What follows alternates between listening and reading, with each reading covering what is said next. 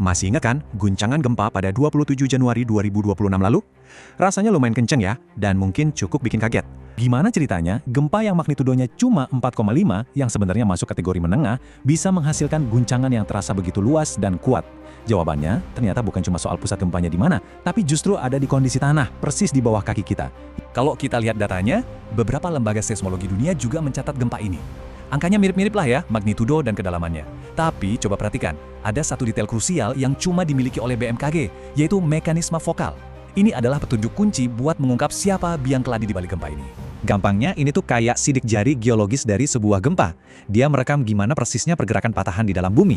Dan data BMKG ini nunjukin adanya pergerakan geser mendatar mengiri, sebuah gerakan yang jadi ciri khas dari sesar opak. Kenapa guncangannya begitu berasa? Jawabannya tuh bukan terletak pada kekuatan gempanya semata, tapi lebih ke kondisi panggung tempat gempa itu terjadi. Dalam bahasa ilmiah, ini disebut sebagai kerentanan lokal. Jadi, ada 3 faktor yang bekerja sama. Batuan yang usianya muda, ada sesar yang aktif, dan kondisi tanahnya yang lunak. 3 kombinasi ini ibaratnya jadi resep sempurna yang bisa memperkuat guncangan gempa secara signifikan. 3 faktor penguat itu adalah: pertama, endapan geologi yang masih muda. Kedua, bentuk wilayahnya yang berupa dataran rendah. Dan ketiga, jenis tanahnya yang tergolong lunak. Faktor pertama, ini soal fondasinya. Wilayah Bantul dan sekitarnya itu ternyata berdiri di atas endapan material vulkanik muda yang belum padat sepenuhnya. Ini tuh mirip kayak membangun rumah di atas lapisan spons, bukan di atas batu yang kokoh. Jadi, pas ada guncangan, si spons ini ikut bergetar hebat dan justru memperkuat gelombang gempa. Beda banget sama batuan kapur di Gunung Kidul yang jauh lebih solid. Faktor kedua, bentuk permukaannya. Bantul itu kan dataran rendah yang bentuknya agak cekung. Nah, cekungan ini selama ribuan tahun terisi sama endapan-endapan material yang lunak dan tebal. Akibatnya, pas gempa terjadi, cekungan ini berfungsi seperti mangkok berisi puding.